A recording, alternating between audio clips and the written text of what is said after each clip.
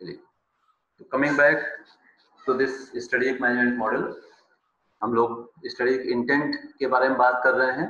Strategic management model में we start with strategic intent, move on to strategic formulation, then strategic implementation and lastly strategic evaluation।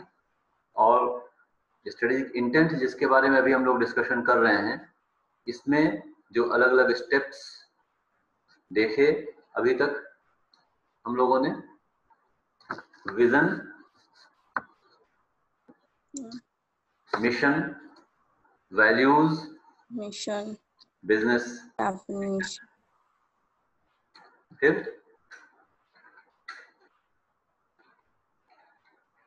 Business model. कल देखा था हम लोगों ने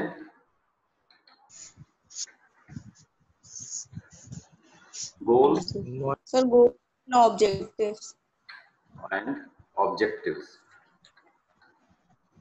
और अब देंगे अबाउट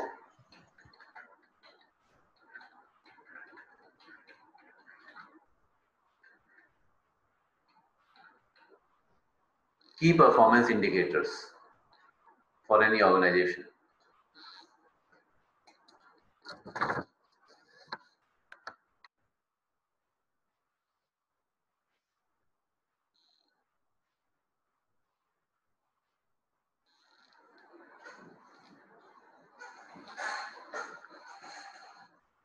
तो जब हम लोगों ने ऑर्गेनाइजेशन के लिए vision, mission, values, business definition, business model, goals और गोल्स के बेसिस पे ऑब्जेक्टिव्स भी सेट कर लिए हैं, तो अब दो कंपोनेंट्स रह जाते हैं स्ट्रेटेजिक इंटेंट के, की परफॉर्मेंस इंडिकेटर्स और क्रिटिकल सक्सेस फैक्टर्स। तो एक एक करके इन दोनों के बारे में हम लोग डिस्कशन करेंगे।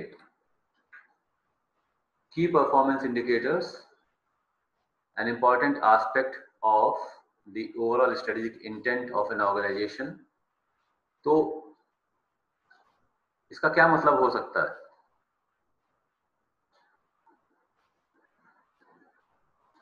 की परफॉर्मेंस इंडिकेटर्स, नाम से कुछ तो समझ में आना चाहिए। की परफॉर्मेंस इंडिकेटर क्या होगा ये ना मालूम हो, लेकिन की का मतलब पता है, परफॉर्मेंस का मतलब पता है, इंडिकेटर का मतलब पता है, या ये भी नहीं पता है?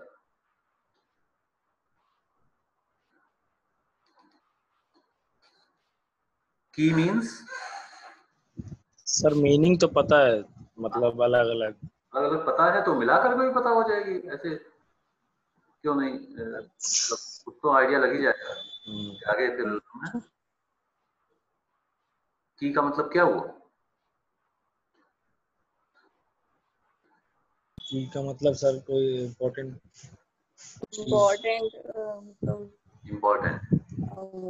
क्रूशियल है ना, जिसके बिना में भी काम नहीं चल पाएगा, ऐसा कुछ। परफॉर्मेंस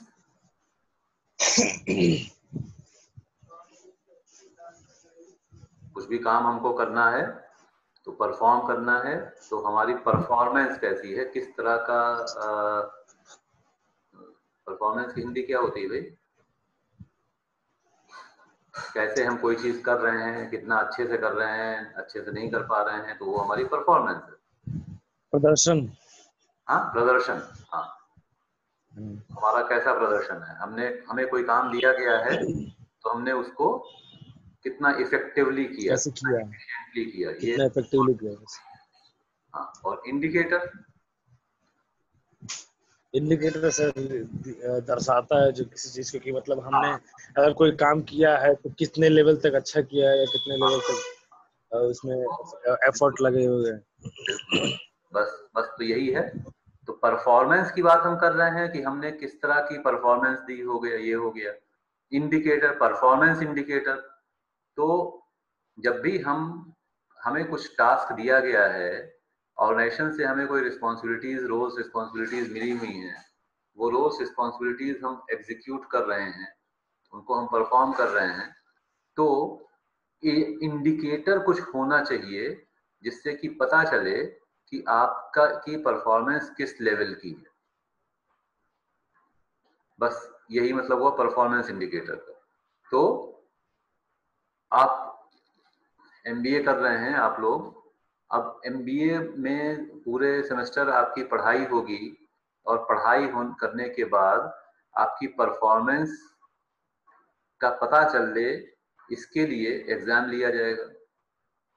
आपकी पढ़ाई का पता चले आपने कैसी पढ़ाई की, इसके लिए क्लास में आपकी परफॉर्मेंस क्या है वो देखी जाएगी। तो ये सारे ये चीजें हैं। आपने 6 महीने पढ़ाई की, उसके बाद एग्जाम दिए, एग्जाम में जो आपके मार्क्स हैं वो आपके परफॉर्मेंस को इंडिकेट कर रहे हैं।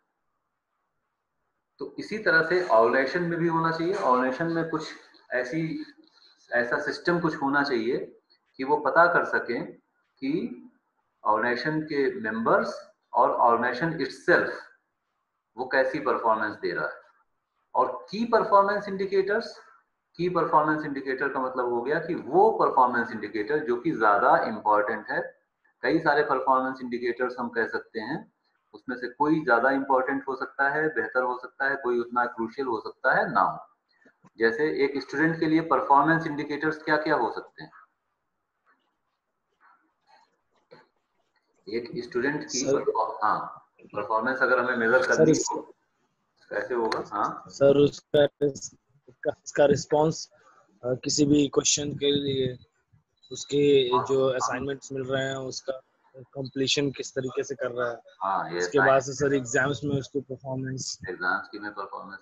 असाइनमेंट का नाम लेकर के तो आपने गड़बड़ कर दिया। असाइनमेंट पे तो आप लोग कुछ काम कर ही नहीं रहे। सर कर रहे हैं, मैंने तो सेलेक्ट भी पता कर चले लिया ना, था। यही तो बात है। परफॉर्मेंस इंडिकेटर तो ये होगा ना, एक पहला जो परफॉर्मेंस इंडिकेटर आपके असाइनमेंट का है वो ये है कि आप अपना ऑर्गेनाइजेशन का नाम हमको बताएं। जब हमें पता चलेगा तो हमें उससे ये पता चलेगा कि आपने कम से कम इतना काम तो किया, जो कि मेरी जानकारी के हिसाब से अभी तक किसी ने नहीं किया। खैर, तो ये मतलब परफॉर्मेंस आपने बताया, क्लास में पार्टिसिपेशन, असाइनमेंट हो गया, और भी कोई चीज? एग्जाम में मार्क्स, क्लास में एग्जाम हो गया। हाँ, और कोई चीज? एग्जाम्स के लिए सर क्लास में attendance, class attendance, class attendance हो गया। आपने कॉपी बनाई, काम आपका पूरा है या नहीं है? भाई आपको पढ़ाया जा रहा है और आपने उस सब्जेक्ट के लिए कोई कॉपी बना करके उसमें काम आपने पूरा किया है या अधूरा है। ठीक है, ये सारे परफॉर्मेंस इंडिकेटर्स हो गए। सवाल पूछे जा रहे हैं, आप जवाब दे पा रहे हैं या नहीं दे पा रहे हैं, सही दे रहे हैं, गलत दे रहे हैं, ये परफॉर्मेंस इंडिकेटर हो गया। अब ये तो परफॉर्मेंस इंडिकेटर हो गए। ये सारे के सारे की परफॉर्मेंस इंडिकेटर हैं या इसमें से कुछ को हम की बोल सकते हैं और कुछ को ना बोले?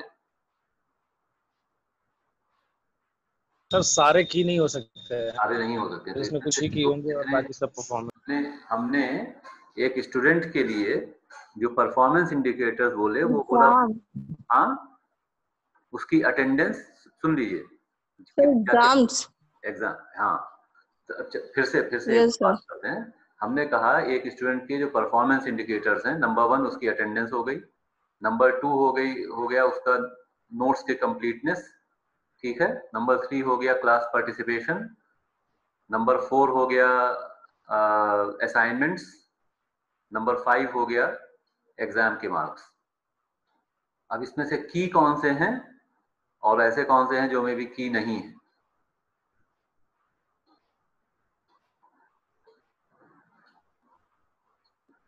आप लोगों को किस किस चीज के मार्क्स मिलते हैं इसमें से?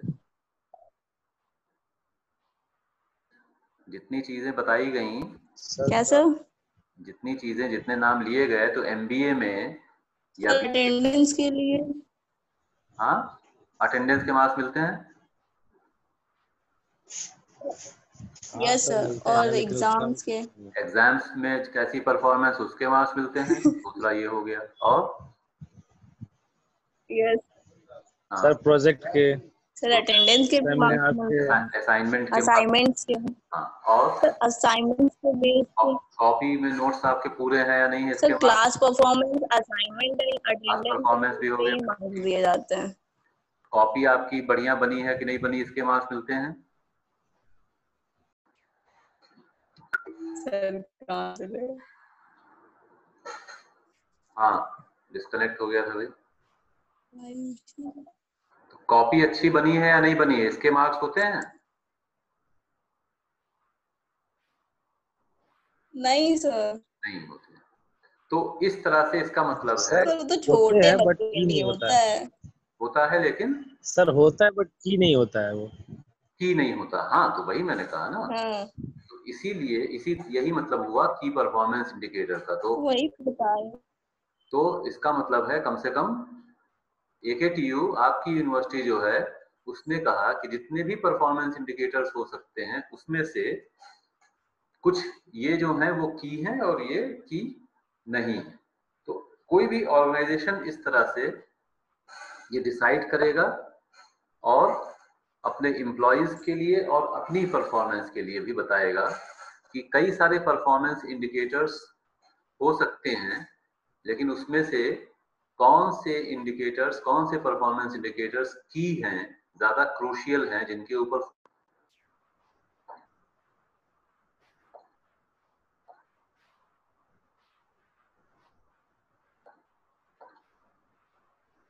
चलिए ठीक है। तो कौन से ऐसे परफॉर्मेंस इंडिकेटर्स है जिनके ऊपर ऑर्गेनाइजेशन को और उसके एम्प्लॉयज को फोकस करना ज्यादा जरूरी है।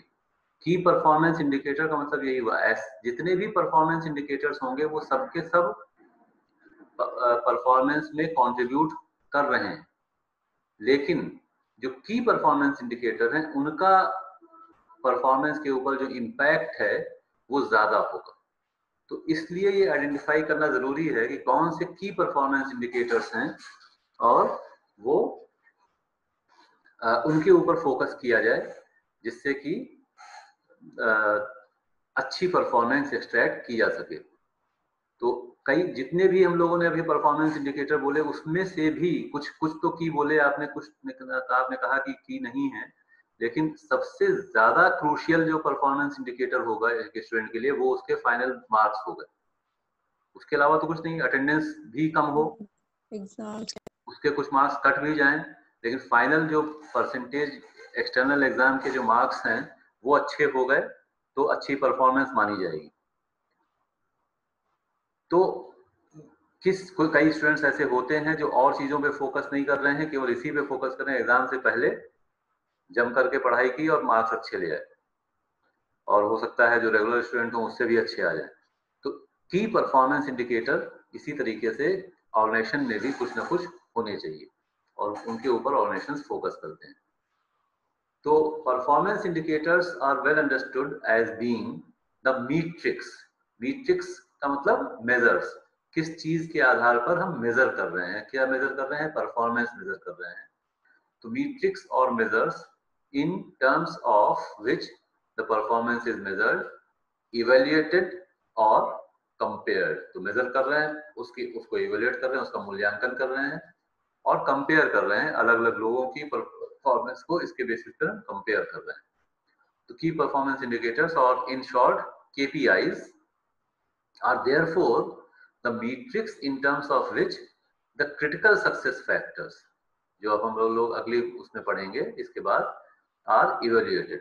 तो critical success factors की बात को जब हम लोग स्टडी इंटेंट की बात कर रहे थे, थोड़ा सा उसके बारे में हम लोगों ने देखा था। क्रिटिकल सक्सेस फैक्टर भी जैसे की परफॉर्मेंस इंडिकेटर है वैसे ही तीन टर्म्स इसमें भी हैं, तीन वर्ड्स इसमें भी हैं, और तीनों की अपनी अपनी अलग अलग मीनिंग है और तीनों को मिला करके एक कुछ अलग मीनिंग बन सकती है। सक्सेस फैक्टर्स वो चीजें, वो क्वालिटीज ऑर्गेनाइजेशन की जिसके बेसिस पर सक्सेस वो अचीव करेगा, और क्रिटिकल सक्सेस फैक्टर्स की वो सक्सेस फैक्टर्स जो कि सबसे ज्यादा जरूरी है। तो उनको जब इवेल्युएट करेंगे तो किसके बेसिस पे करेंगे, की परफॉर्मेंस इंडिकेटर्स के बेसिस पे इवेल्युएट हम उनको करेंगे। What makes the KPIs key is their relationship to the CSFs and ultimately to the vision of the organization। तो की परफॉर्मेंस इंडिकेटर्स जो हैं वो क्रिटिकल सक्सेस फैक्टर्स से भी रिलेटेड होने चाहिए, और ऑर्गेनाइजेशन का जो विजन है, ऑब्वियसली जो भी पूरा का पूरा स्टडी इंटेंट की हम लोगों ने बात की है उसमें अलग अलग स्टेजेस, अलग अलग कंपोनेंट्स जो आते गए हैं वो डिस्प्ले के ऊपर डिपेंडेंट रहेंगे। तो की performance indicators also have to be in some way at least related to the overall vision of the organization.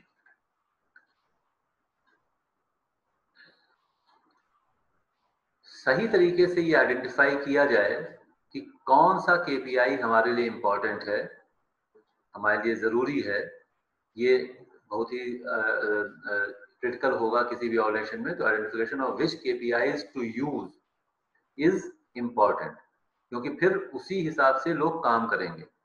कहीं पर हमने कह दिया स्टूडेंट्स के लिए कि इंटरनल असेसमेंट जो है वो ज्यादा इंपॉर्टेंट है, उसके ऊपर फोकस करने लगे और पता चला एक्सटर्नल में फेल हो गए। एक कुछ एग्जाम्पल इस तरह से हमें याद हैं, जैसे 12th में मैं जब था 11th-12th में, तो अभी भी जो अगर 11th-12th में जो बच्चे हैं तो कोई या तो कोई डॉक्टर बनना चाहेगा या तो कोई इंजीनियर बनना चाहेगा। तो मैथ साइड से मैं था, तो मेरी क्लास में कुछ एक बच्चे ऐसे थे जो कि पूरी मेहनत से जुटे हुए थे कि हमें किसी भी ना किसी तरीके से आईआईटी का एंट्रेंस एग्जाम क्रैक करना है, जेईई को क्वालिफाई करना ही करना है। और एक स्टूडेंट ऐसा उसमें निकला जिसने कि जेईई तो क्वालिफाई कर लिया और 12th में फेल हो गया, बोर्ड एग्जाम में फेल हो गया। तो मतलब इसका क्या हुआ, अब इसका क्या फायदा हुआ?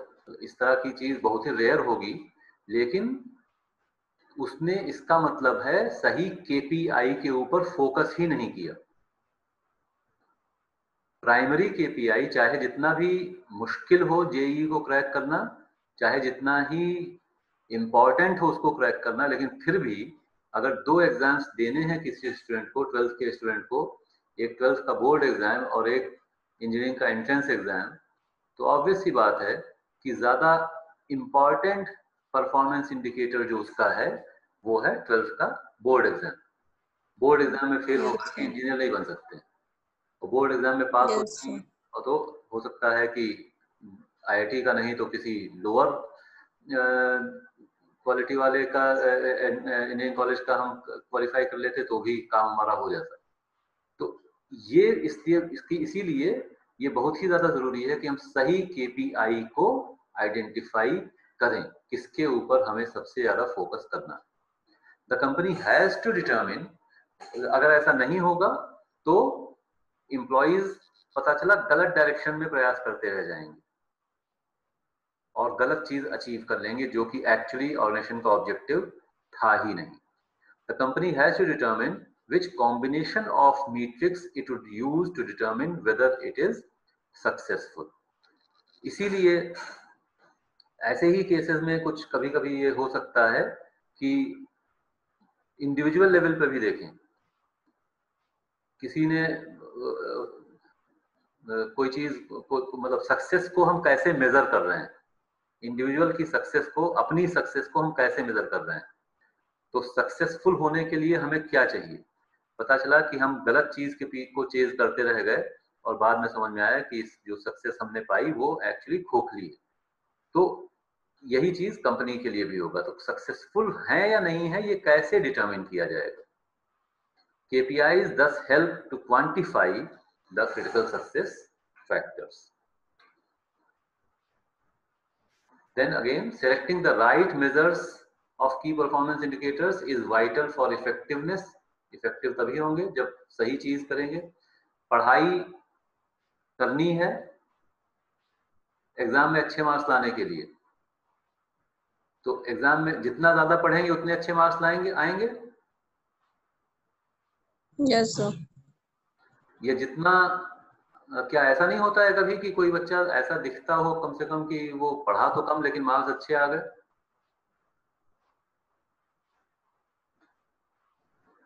मैंने तो देखा है अपने साथ बच्चों को। अब मैं जब स्टूडेंट था तो मैंने तो देखा, कुछ तो स्टूडेंट्स ऐसे होते थे जो कि लगता था कि पढ़ ही नहीं रहे हैं, मार्क्स अच्छे आ गए। कुछ स्टूडेंट्स ऐसे होते थे जो पढ़ाई लगता था ज्यादा कर रहे हैं लेकिन मार्क्स उतने अच्छे नहीं आए, ऐसा होता है? यस ऐसा क्यों होता है? ज्यादा पढ़ाई ज्यादा मार्क्स, इसका मतलब है कि पढ़ाई में आपने टाइम कितना लगाया, ये की परफॉर्मेंस इंडिकेटर एक्चुअली नहीं है। क्या पढ़ा, की परफॉर्मेंस इंडिकेटर ये है। Is it clear? ठीक है ना? तो एफर्ट ज्यादा करना ये इंपॉर्टेंट नहीं है, एफर्ट सही डायरेक्शन में करना, सही जगह पे एफर्ट करना ये इंपॉर्टेंट। तो यही मतलब है यहाँ पर जो हम कह रहे हैं, selecting the right measures is vital for effectiveness.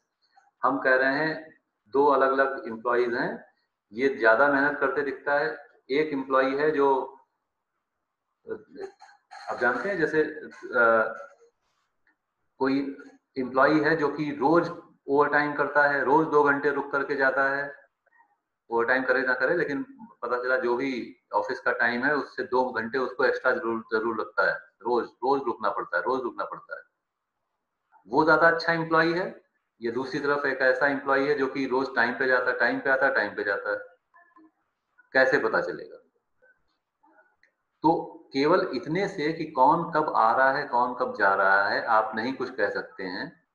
वो ऊपरी तौर पे ये लग सकता है कि जो रुक करके काम करके जा रहा है वो शायद ज्यादा मेहनत कर रहा है, लेकिन ये भी हो सकता है कि आखिर टाइम बनाया तो गया ना, 10 से 5 का अगर टाइम बनाया गया ऑफिस का, तो 7 बजे तक क्यों रुकना पड़ रहा है? तो उसी में चीजों को मैनेज करें, अपना काम ठीक तो से, सर उसी में चीजों को मैनेज करना चाहिए। हाँ तो इसका मतलब है जो ओवर टाइम कर रहा है वो एक्चुअली अच्छा काम ठीक से वो कर ही नहीं पा रहा, वो मैनेज ही नहीं कर पा रहा, वो अपना टाइम ही नहीं मैनेज कर पा रहा है। ठीक है? तो केवल इतना ही अगर देख लिया जाए कि कौन कितना टाइम दे रहा है, केवल उतना ही एक की परफॉर्मेंस इंडिकेटर नहीं हो सकता, उससे आगे भी कुछ देखा सकता है। मतलब ये नहीं, हमेशा ऐसा नहीं होगा, हमेशा ये नहीं कहेंगे कि जो सही टाइम पे चला गया इसका मतलब वो सही है, जो रुक करके गया ये भी कभी कभी हो सकता है, कभी रुकना पड़ रहा है, तो कौन रुक रहा है कौन नहीं रुक रहा है, तो कई सारे फैक्टर्स देखने पड़ेंगे। लेकिन की परफॉर्मेंस इंडिकेटर को हमें, इसका मतलब है बहुत ही सोच समझ करके देखना पड़ेगा कि क्या चीज की है क्या नहीं है। Even more importantly the matrix must be built into a performance measurement system that allows individuals and groups to understand how their behaviors and activities are fulfilling the overall corporate goals. तो जरूरी इसका मतलब ये है कि जो भी कुछ हम लोग की परफॉर्मेंस इंडिकेटर्स को हम लोग आइडेंटिफाई करेंगे वो परफॉर्मेंस मेजरमेंट और परफॉर्मेंस इवैल्यूएशन, परफॉर्मेंस अप्रेजल से जुड़ा हुआ होना चाहिए। जिन लोगों के लिए हमने ये की परफॉर्मेंस इंडिकेटर्स बनाए हुए हैं, केपीआईज बनाए हुए हैं, उन्हें पता होना चाहिए कि क्या केपीआईज हैं और हम क्या काम करेंगे और उससे ऑर्गेनाइजेशन का कौन सा गोल फुलफिल होगा, और पूरी तरह से क्लियर होना चाहिए केपीआईज क्या हैं, जिससे कि वो लोग उसी डायरेक्शन में उन्हीं चीजों के ऊपर प्रॉपरली एफर्ट करें और ऑर्गेनाइजेशन के ग्रोथ में कंट्रीब्यूट कर सकें। If a KPI is going to be of any value, there must be a way to accurately define and measure it. KPI ऐसा नहीं होना चाहिए जिसको कि हम मेजर ही नहीं कर पा रहे हैं। हमने कहा एम्प्लॉय का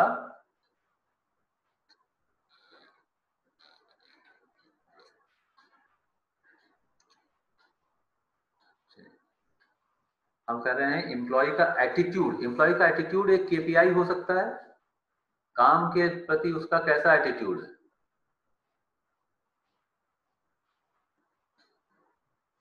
काम के लिए एम्प्लॉय का कैसा एटीट्यूड है, ये उसके परफॉर्मेंस पे इम्पैक्ट डालेगा। यस सर, यस सर,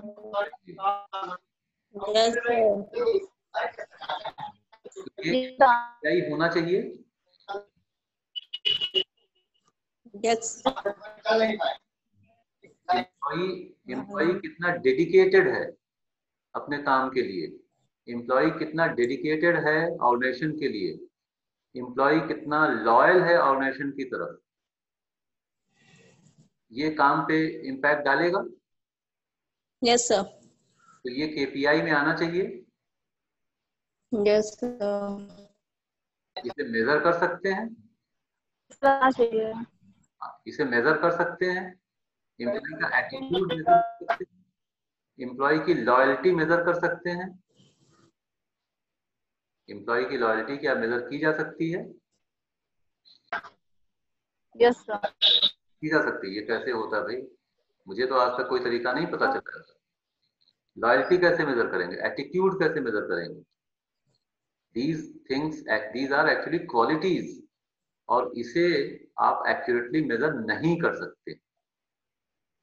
इन्हें आप accurately measure yes sir, already due term तो हाँ, तो ये नहीं कर सकते। मतलब है की परफॉर्मेंस इंडिकेटर जब हम डिसाइड करेंगे तो ये भी एक इम्पॉर्टेंट चीज है कि कुछ ऐसी चीजें हो सकती, कुछ ऐसे परफॉर्मेंस इंडिकेटर्स, कुछ ऐसे फैक्टर्स हो सकते हैं जो कि हमें लगता तो है, ये हमें मालूम भी है कि इनका परफॉर्मेंस पे इम्पैक्ट पड़ेगा, but we are unable to accurately measure these things, और इसलिए ये KPI में नहीं आ सकते हैं, क्योंकि if a KPI is going to be of any value, there must be a way to accurately define and measure it. अगर वो measurable नहीं है तो उसको KPI में रखने से कोई फायदा नहीं होगा.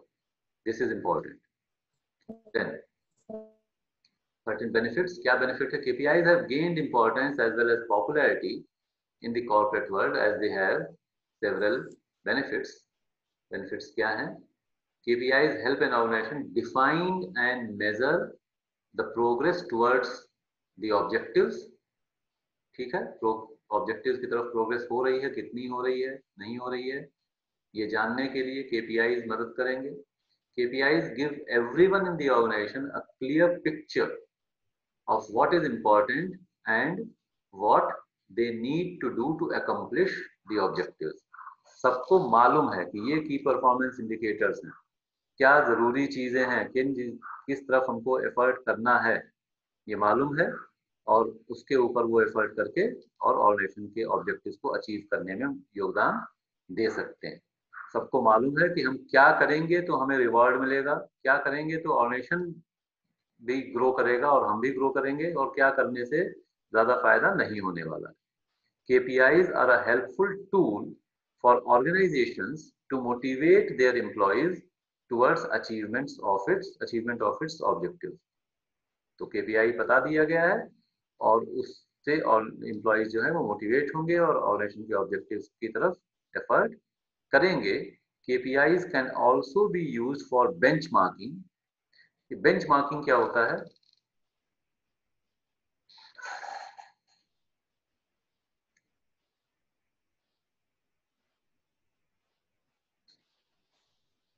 What is a benchmark? हाँ हाँ हाँ, ये बताइए. सर एक लेवल है जहाँ से मतलब एक परफॉर्मेंस लेवल होती है, जहाँ पे कोई अगर रीच करता है तो उसको माना जाता है कि that is performance is perfect, और ठीक मतलब ठीक. Situation benchmark is a standard.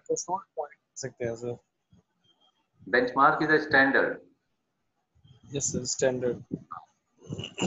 किसी भी चीज के लिए परफॉर्मेंस, जब बेंचमार्क परफॉर्मेंस की बेंचमार्क की बात कर रहे हैं तो वो एक स्टैंडर्ड परफॉर्मेंस है जिसको कि हाँ, जो कि हमने बता दिया कि this is the benchmark performance, ये चीज अचीव करनी है, इतना तो अचीव करना है. तो KPIs जब आपने आइडेंटिफाई कर लिए हैं तो उससे हम एम्प्लॉयज की परफॉर्मेंस का बेंचमार्क भी डिसाइड कर सकते हैं. तो KPIs can also be used for benchmarking the performance of an organization over time and to compare its performance with the rivals in the same industry. तो परफॉर्मेंस पूरे organisation की जो परफॉर्मेंस, उसे बेंचमार्क करने के लिए भी KPIs का यूज किया सकता है, और ऑब्वियसली उसके जो कॉम्पिटिटर्स हैं उनसे कंपेयर करने के लिए उसकी परफॉर्मेंस, उसकी कहाँ पर पहुंचा विद अभी इट्स कॉम्पिटिटर्स, वो भी जाना जा सकता है थ्रू द KPIs. कुछ एग्जाम्पल KPI के भी.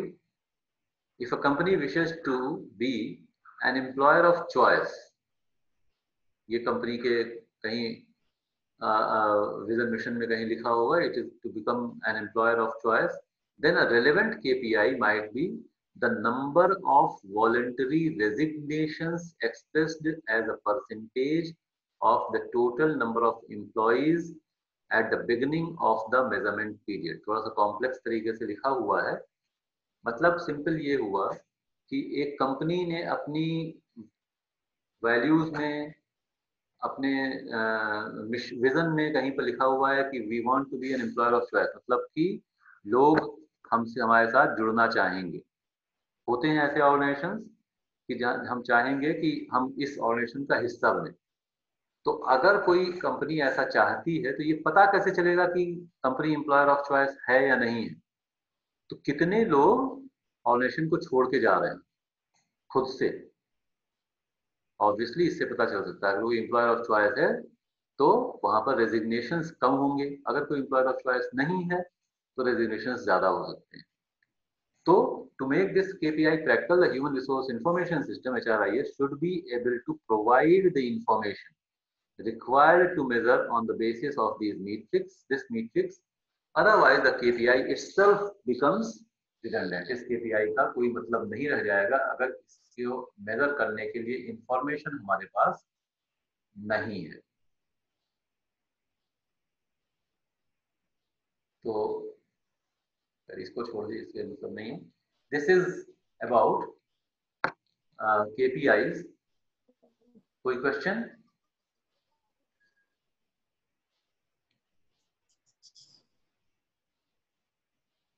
देखिए, तो सम ऑफ KPIs के बारे में एक दो चीजें जरूरी जो ध्यान रखने वाली हैं। पहली चीज, KPI की परफॉर्मेंस इंडिकेटर है। कहीं पर भी कोई, चाहे कोई इंडिविजुअल हो, कोई एम्प्लॉई हो, कोई ऑर्गेनाइजेशन हो, उसकी परफॉर्मेंस सही है या नहीं है, ये जानने के लिए कुछ न कुछ ऐसे फैक्टर्स, कुछ न कुछ ऐसे इंडिकेटर्स होंगे, कुछ ऐसे पैरामीटर्स होंगे जिन्हें हमें असेस करना होगा। ये परफॉर्मेंस इंडिकेटर हो गए, और उसमें से ज्यादा क्रूशियल जो है वो की परफॉर्मेंस इंडिकेटर हो गए। ऑर्गेनाइजेशन को हमेशा खुद से ये डिसाइड करना होगा कि उस ऑर्गेनाइजेशन के और उस ऑर्गेनाइजेशन के एम्प्लॉइज के की परफॉर्मेंस इंडिकेटर्स कौन कौन से हैं, और उनके ऊपर फिर फोकस करना होगा हमेशा। अब एक चीज ध्यान रहे, जैसे अभी स्टूडेंट की बात कर रहे थे, स्टूडेंट के लिए हमने कहा की परफॉर्मेंस इंडिकेटर क्या है?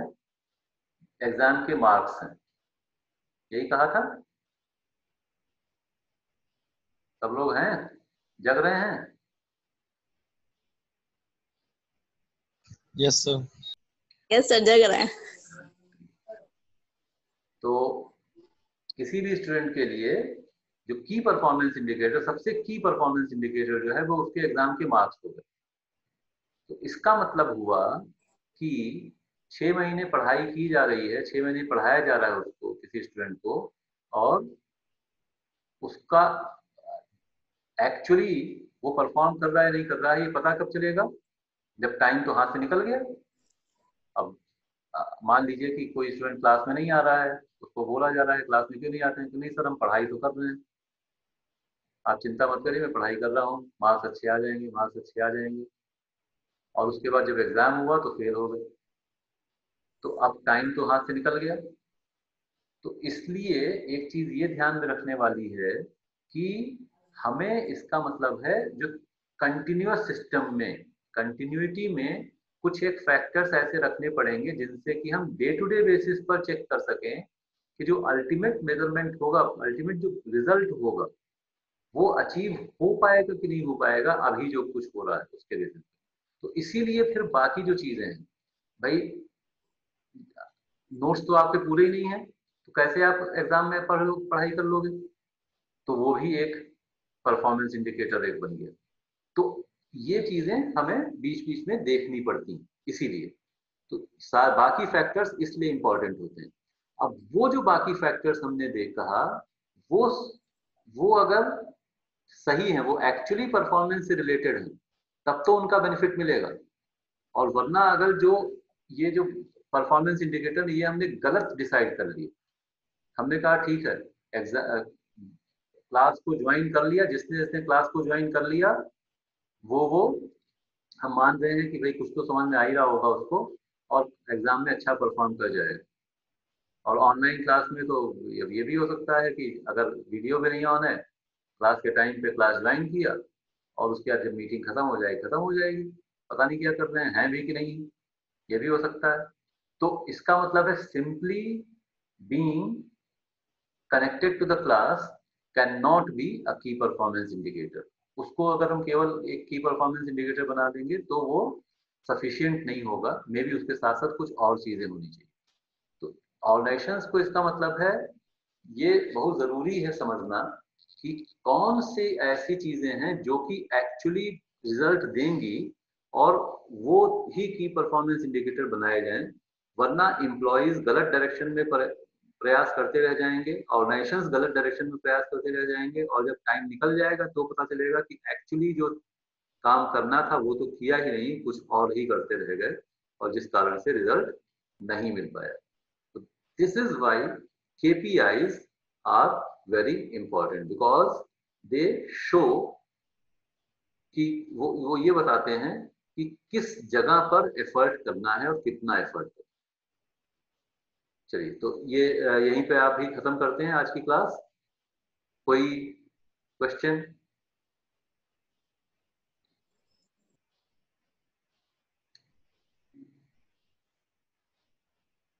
ठीक है, हाँ नहीं, कुछ भी आवाज नहीं आ रही, मान लेते हैं कि कोई क्वेश्चन नहीं है। चलिए ठीक है, फिर नेक्स्ट वीक मिलते हैं। Thank you. Thank you.